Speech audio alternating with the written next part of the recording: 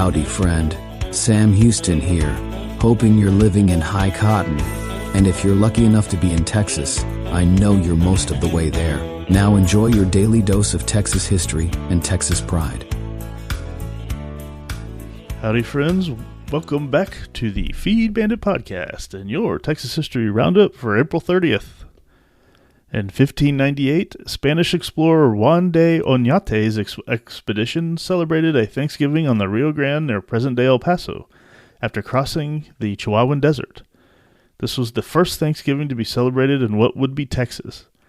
The expedition consisted of about 500 people, including soldiers, colonists, wives, and children, and about 7,000 head of livestock.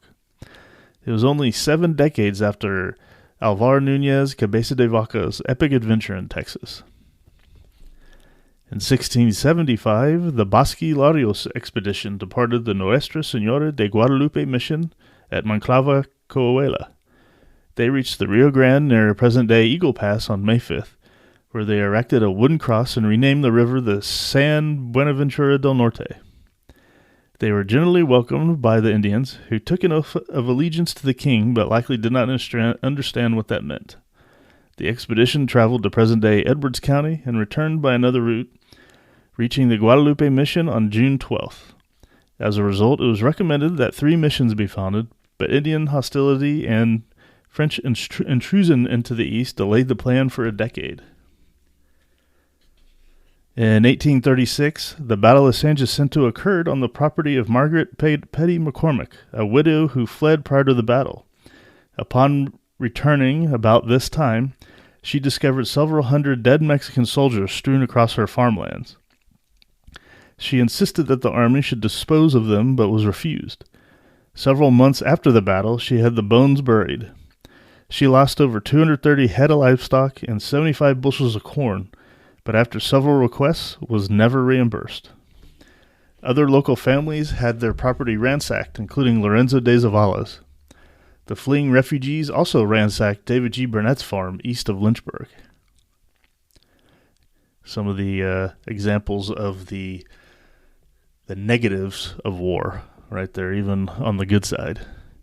In 1843, 2 schooners of the Texas Navy, the Austin and the Wharton, under Captain Edwin W. Moore, engaged the iron hull Mexican steamers Montezuma and Guadalupe. This battle, sometimes called the Battle of Campeche, was indecisive, but others followed, and by June 25th, the Texas Navy pretty much controlled the Gulf of Mexico. At the time, the Republic of Texas was trying to negotiate with Mexico, and President Sam Houston charged Moore with the disobedience and piracy. Later, these charges were largely dropped. That's interesting. In 1926, Bessie Coleman died in Jacksonville, Florida, during a test flight prior to an air show sponsored by the Negro Welfare League. Coleman was born in Atlanta, Texas, and was the first black person in the world to obtain a pilot's license. In 1928, August Gus Mancuso made his debut at the St. Louis Cardinals. Mancuso was a major league catcher for 17 years, during which he played in 5 World Series and was a member of World Championship teams with St. Louis and the New York Giants.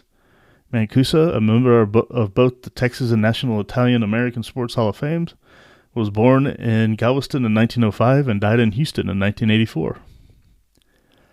In 1985, Ray Childress was selected by the Houston Oilers 3rd overall in the NFL Draft. He was an All-American lineman at Richardson's Pierce High School. Interestingly enough, that's where your humble narrator went to high school as well. Old El Bandito here. J.J. Pierce, go Mustangs. At Texas A&M, he was twice an All-American, and in 1999 was named a member of the Texas A&M all-time team by the 12th Man magazine. He played 11 years with the Houston Oilers and is a member of the Texas Sports Hall of Fame. And in 2023, this was a great day for Texas professional basketball, as Dirk Nowitzki of the Dallas Mavericks, Tony Parker of the San Antonio Spurs, and beloved Spurs coach Greg Popovich were elected to the Naismith Memorial Basketball Hall of Fame. Their induction was on August 11th and 12th, 2023. And that, my friend, was your Texas History Roundup for April 30th. Thank you so much for listening, and we'll catch you back here tomorrow on the next one. You take care. Well, there you have it. If you like our podcast, check us out at feedbandit.com. There you'll find awesome Texas First outdoors gear and apparel. Your purchase helps support the bandits and keeps this podcast on the air, fighting for you and for Texas. Remember, preserve the tradition, protect the legacy. Until next time.